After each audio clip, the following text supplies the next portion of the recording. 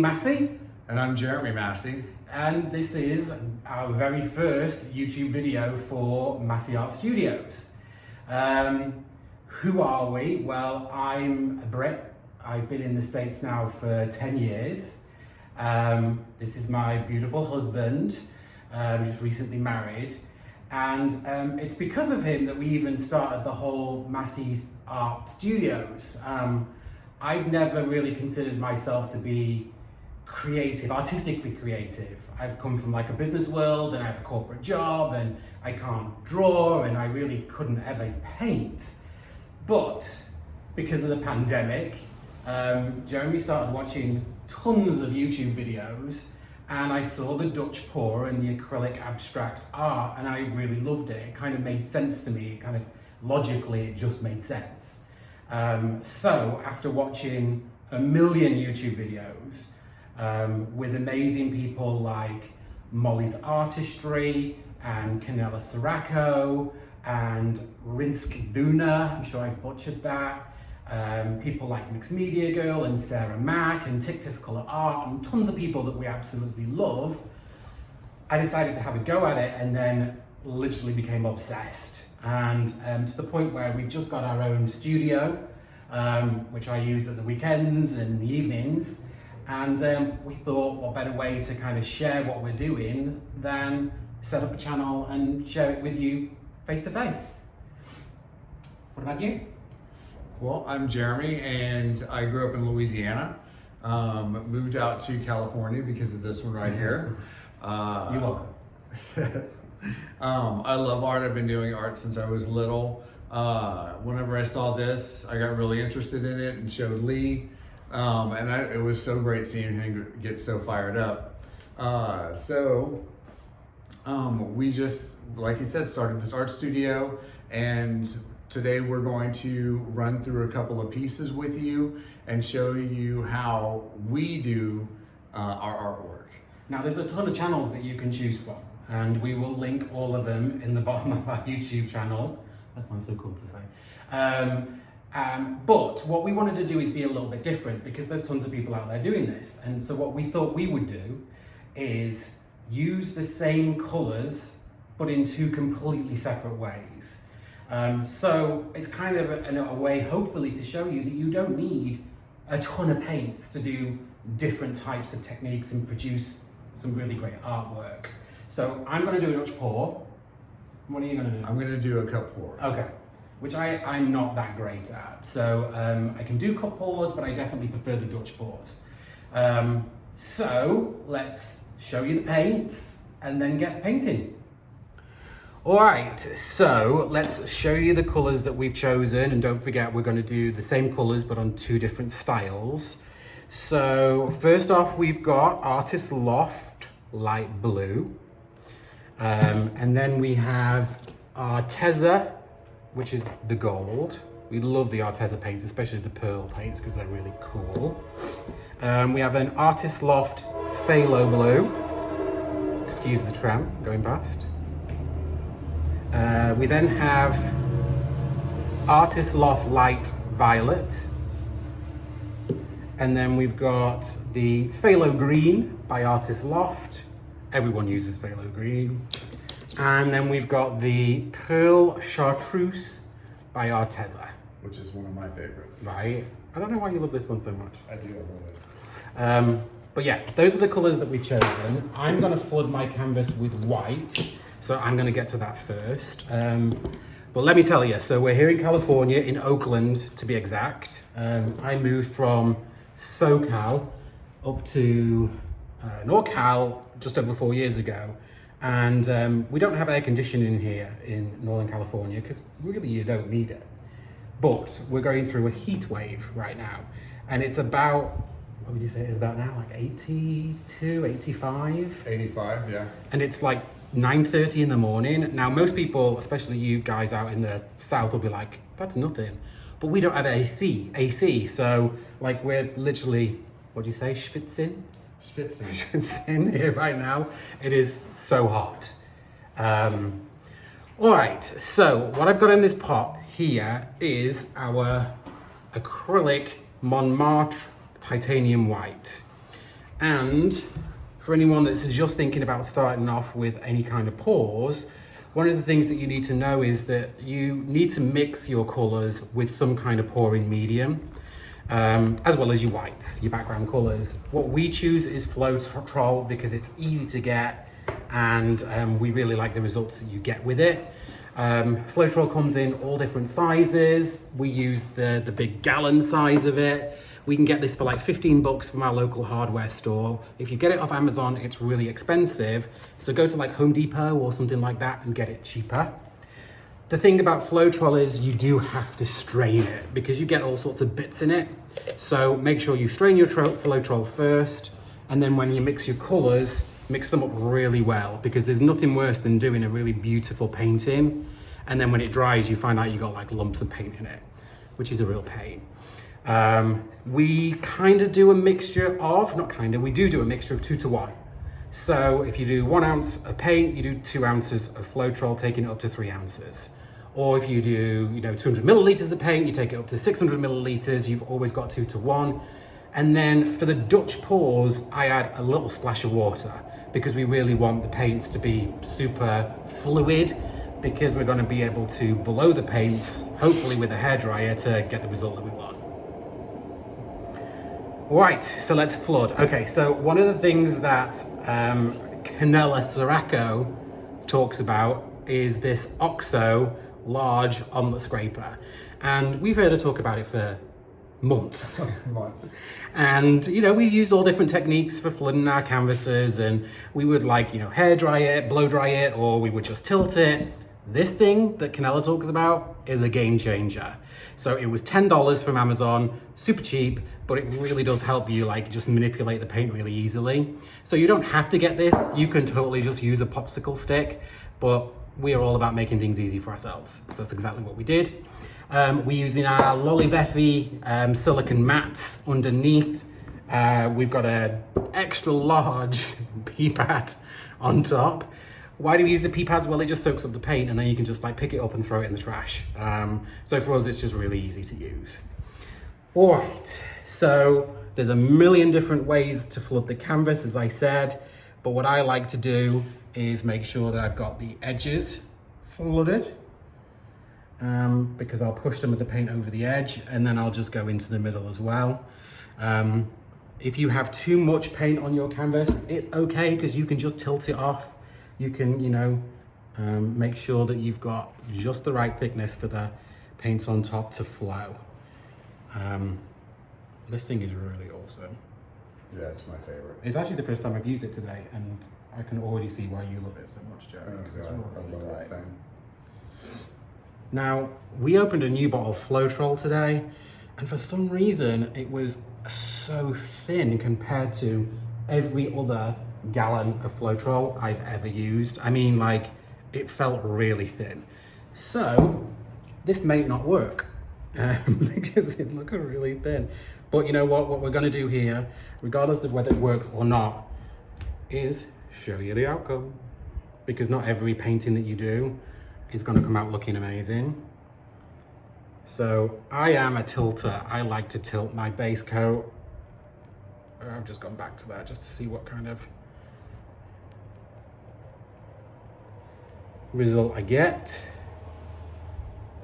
One of the other things that you're going to need if you're just starting out as a fluid artist is a torch. Would you pass me the torch, Jeremy, because I forgot to get it? Now you have to pay really close attention to a couple of things. One of them being your corners, because what you don't want to have to do is go back and do them again. So make sure your corners are done. And not everyone has Jeremy on hand, but I do, so he can tell me if I got all my edges right. No, missed one? Yep, that corner was there. Yeah? Yep, got it. Perfect. I'm gonna use this one. Okay.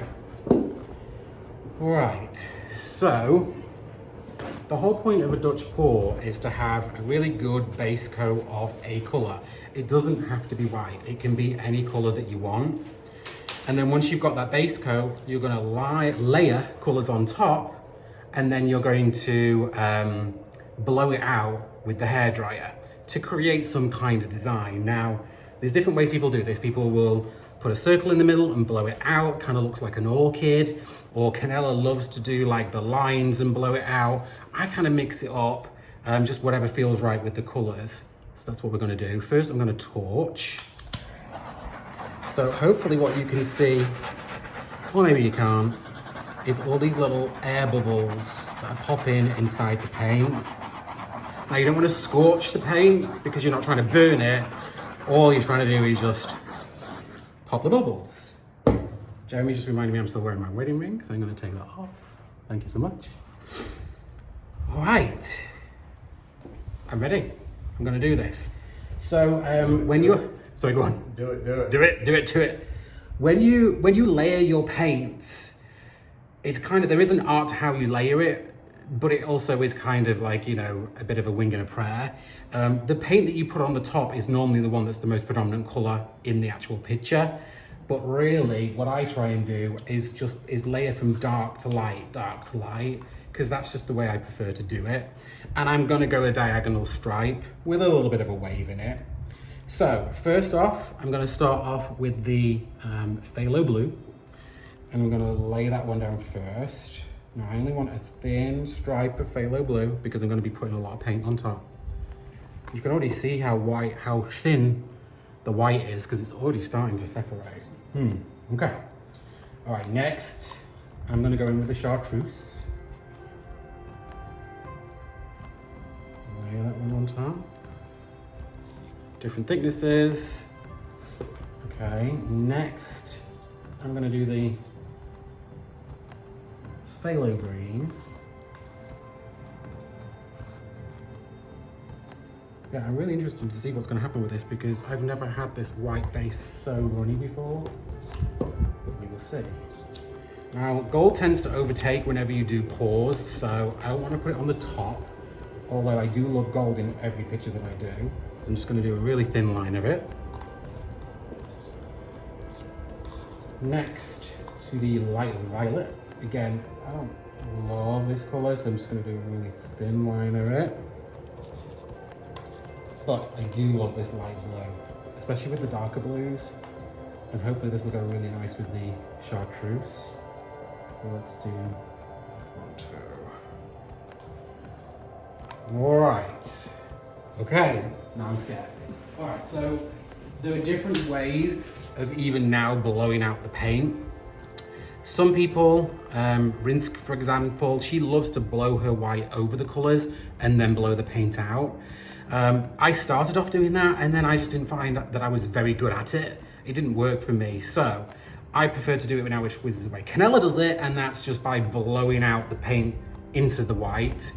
That might help me because my white is so runny, but we'll see. Now this is just a cheap hairdryer. It's a Remington. We got it off Amazon. It was like 10 bucks or something. Walmart or something like that. Be sure to tape down the nozzle because the last thing you want to do is drop this into your painting. But you can see it's been particularly well used. You can clearly set it on the cold setting, but you've got the medium and then the high. I tend to just always go in on high and then I can kind of blow around if there's something else I want to kind of do with the paint. How you manipulate the paint now is important. Kind of, you know, you can wing and prayer it, or you can kind of have a philosophy around it. I am not a person who loves a ton of negative space, so I do like to make sure that the paint tries to get to as many parts of the canvas as it can. This canvas is, by the way, I think it's a 16 by 16. It kind of looks like 16 by 16 to me, but yeah. 16 by 16. It's a 16 by 16. It's from Hobby Lobby. It's a grandeur collection. It's got really thick sides to it. When we're selling our paintings, we want to make sure that it kind of looks like gallery style. And we just love these paintings. And a little bit later on, I'll show you how we make sure that the backs of the painting, the actual stretch canvas itself, is really tight. In fact, I'll let Jeremy tell you about that when he's doing his pour. So, all right, let's get to this. Okay, I'm gonna give it a go and let's see what happens.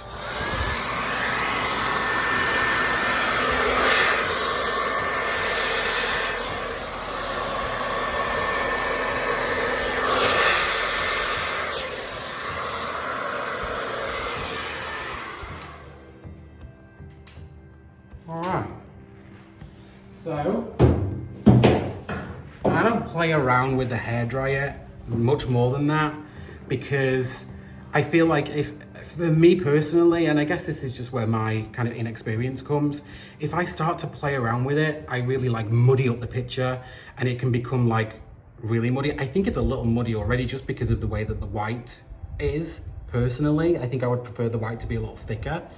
But again, like I said, I want to show you everything we do. But what I can do is use this other little tool that we have, which is this tiny little blower that we got off Amazon also, to do some more kind of like fine blows, some kind of finer lines to it. I've seen other people use this on the acrylic pouring websites, and Jeremy loves using this. He'll do this on just like the whole of the canvas. He won't even use a hairdryer. But for me, I like it because you get a really directed blow, like you would just use if you used your mouth on it. But I like to be able to like just make little kind of like feathering effects just to some of the edges. And where I see that there's maybe too much paint, and I like to blow it out a little bit too.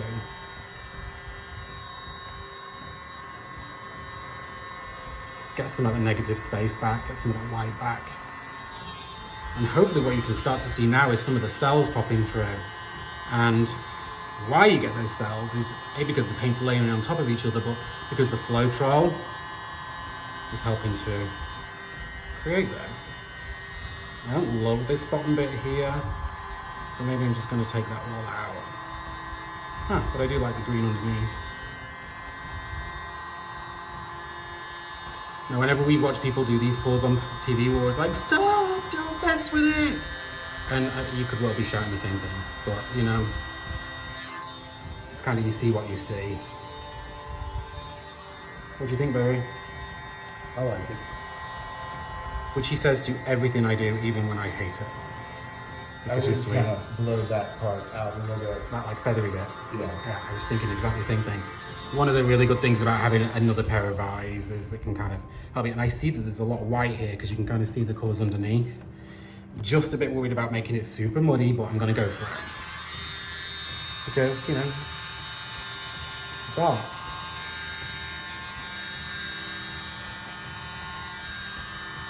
I actually do like the white. I like to get the negative space coming through.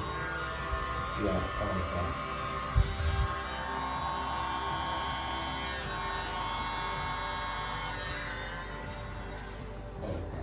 Right.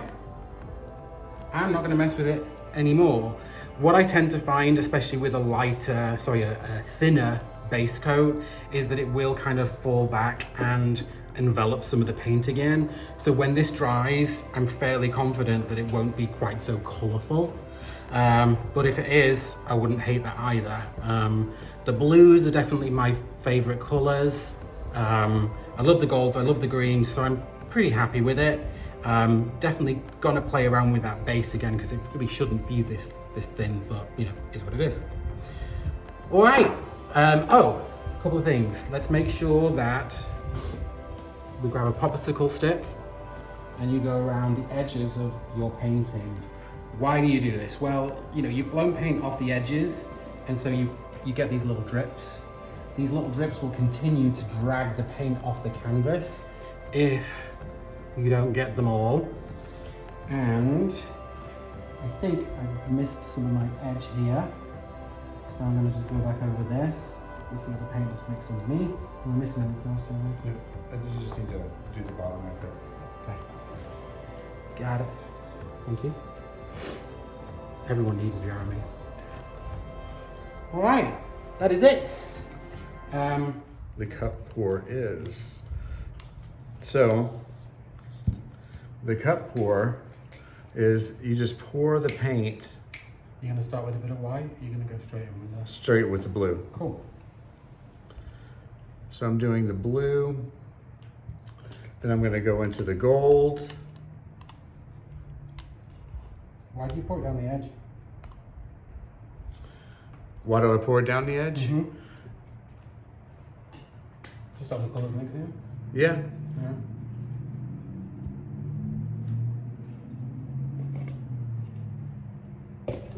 And gold has a tendency to overpower some of the other colors, so you really got to be careful with the gold. At least that's what I found.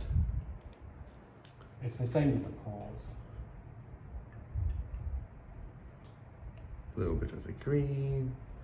Now we're going to go a little bit of purple.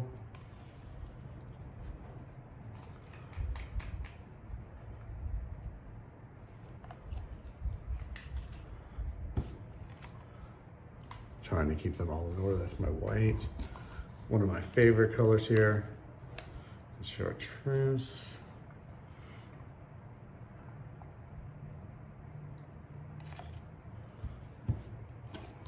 And then this aqua.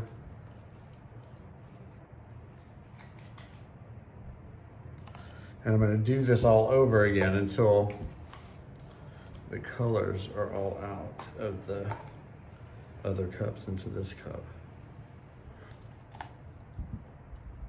You like the open cup pours? I do. I really like the open cup pours.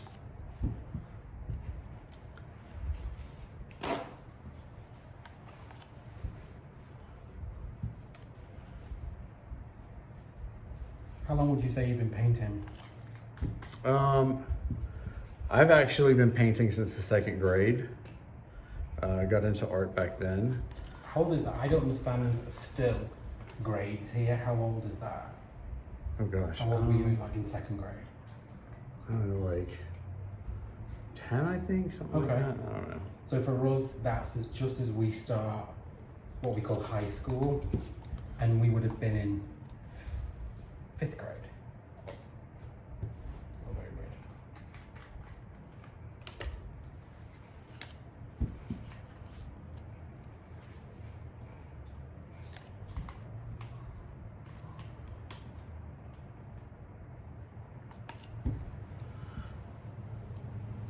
You love England though, right?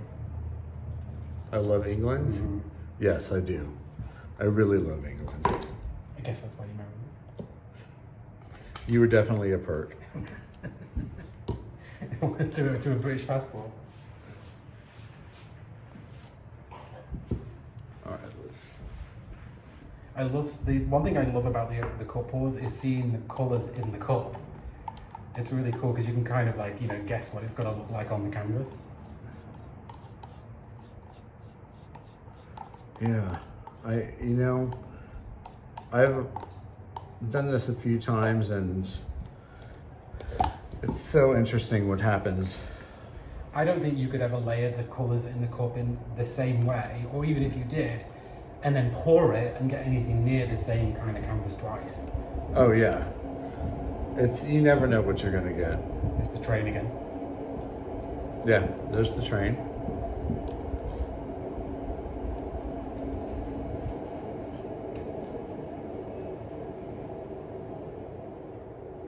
I hope you guys can see me doing this. That looks like a lot of paint for that small canvas, but actually because you're going to pour it straight onto the canvas, it's just the right amount. Yes. Now, I'm going to show you my cup, and you can see all the different layers of the paint that poured into the cup. It's like sand in art, It is, yeah, sand, right? Yeah. From the seaside.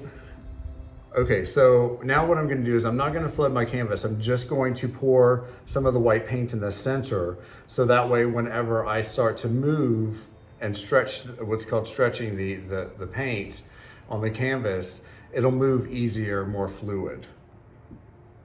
And I'm also going to pour some around it.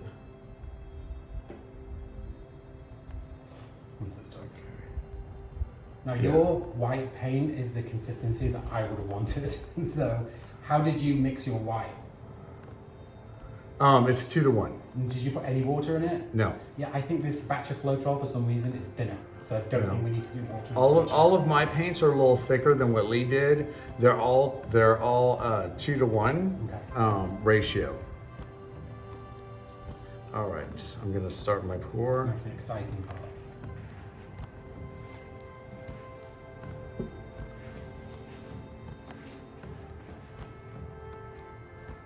I like to move my cup a little bit. back and forth. Wow, that purple is really standing out. So is the chartreuse. Yeah, I love the chartreuse.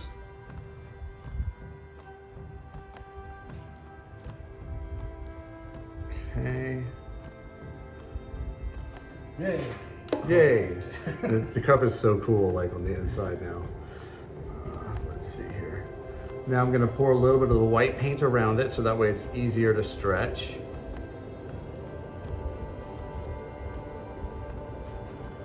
You're gonna get your corners as well, I think. Yes? Yes. Okay. Sorry, yes, I was deep in contemplation. No, you're fine. All right. Now for the fun parts. When will you torch it? Oh, you know what? Thank you for reminding me about that. I didn't know if you did that now or the end. I'm gonna do it now and at the end. Okay. It's always best to like get out as many of the air bubbles as you can.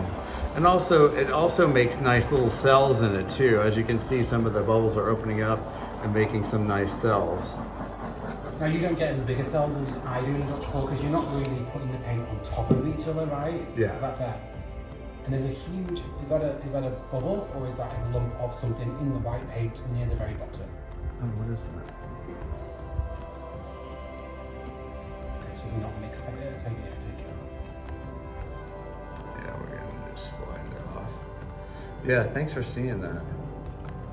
See, Better always now. something with an extra pair of eyes that, you know. Better now than when it was strong. All right, let's see, let's move it. Look. Now it's time to stretch the paints. This way. Let's come back this way.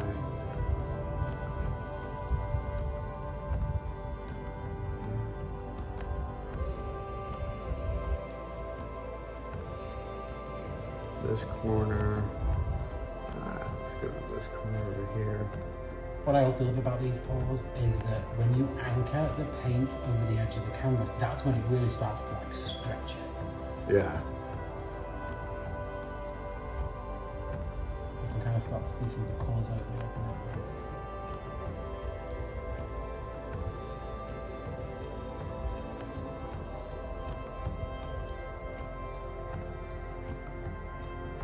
Let's go back this way with it. Yeah, it's beautiful whenever the colors really start to open. What are you looking for when you're doing one of these cut pours? Like, what is it that you're hoping to get out of it? Honestly, just like some good cells and a lot of movement from the paint itself. Right.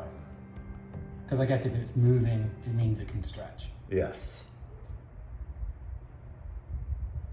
It kind of like, it's like a photograph as well to me. It kind of like, you know, like when you take one of those old Polaroid photos and it slowly starts to develop. It's the same with these, like it changes every time you shift it. Yeah, I'm really going to try to open that up by... The middle bit. Yeah, by stretching it down. There's still plenty of paint on there. Ooh, you can see all that gold now. Yeah.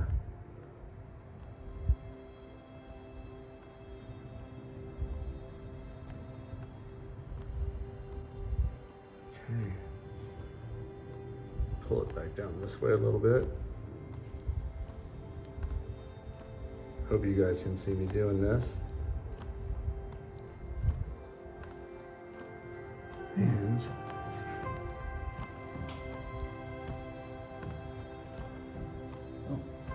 oops, did I drop some on there? Mm-hmm. Oops, that's okay. All right. Now I just need to grab a stick and get some of these corners.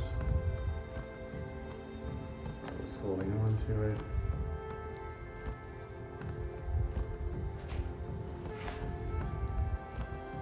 It's one of the reasons why I wear gloves doing this is because it just... Yeah, but this pour is so messy. It's so messy, but it's so worth it.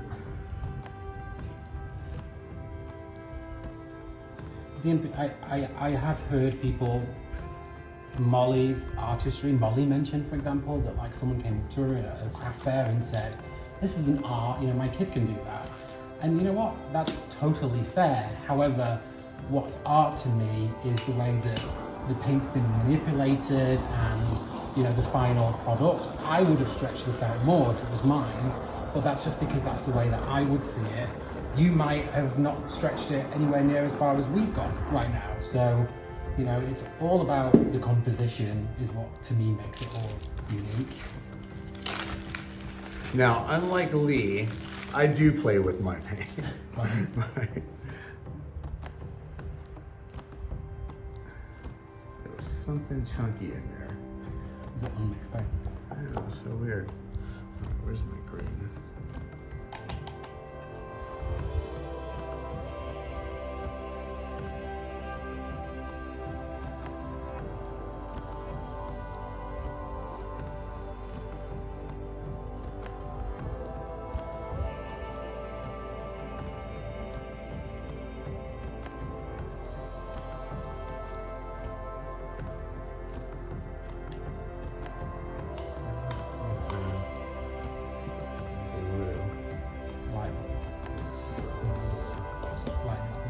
Yeah. We go through tons of pops and stuff. Oh my God. These are tongue depressors, and I tell you what, we go through these like crazy. You know, I'm gonna use this chartreuse actually. What is it you doing? I'm just adding a little bit more like pop of color, I guess, into it. Just bring it a little bit more to life. Yeah.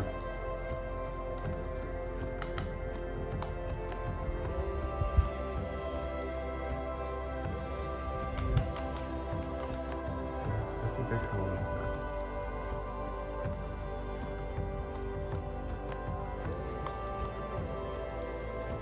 What do you think? Are you sitting in your mind telling me to stop? I can see it.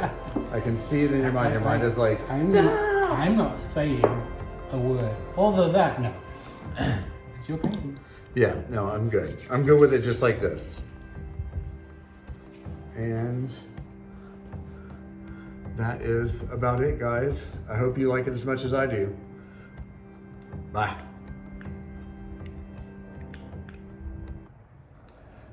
All right, guys, that's it. We're done. That's our very first video. Yes. Oh, high five to that. Now we've got the fun part, which we all love, which is the clean up. Yeah.